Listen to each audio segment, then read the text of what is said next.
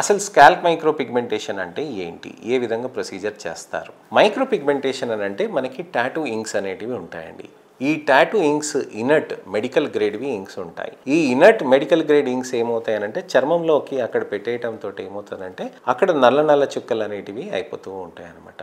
అలానే micro bleeding techniques ఉంటాయండి, అలానే డ్రాగింగ్ టెక్నిక్స్ కూడా ఉంటాయి. ఇవన్నీ టెక్నిక్స్ యూస్ చేయటంతో కూడా వెంట్రుకల దగ్గర అక్కడ నెమ్మదిగా చుక్కలుగా అలా ఫామ్ అయిపోతూ ఉంటుంది. స్కాల్ప్ మైక్రో బ్లీడింగ్ చేయటంతో కూడా మనకి అక్కడ వెంట్రుకలు ఉన్న ఫీలింగ్లో అక్కడ ఉంటుందన్నమాట. ఈ మైక్రో పిగ్మెంటేషన్ చేయటంతో చర్మంలో అక్కడ నలుపు ఉండటంతో వెంట్రుకలు అనేటివి వచ్చిన భావంలో కలిగించటంతో ఇది కెమోఫ్లేజింగ్ టెక్నిక్స్ అని అంటాం అనమాట.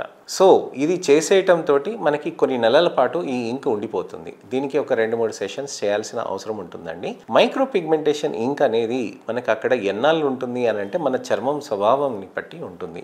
అంటే కొంతమందికి 6 నెలలు అండి, కొంతమందికి సంవత్సరం, కొంతమందికి 2.5 సంవత్సరాలు, దాదాపుగా జీవితాంతం కూడా ఉండే సందర్భాలు ఉంటాయి.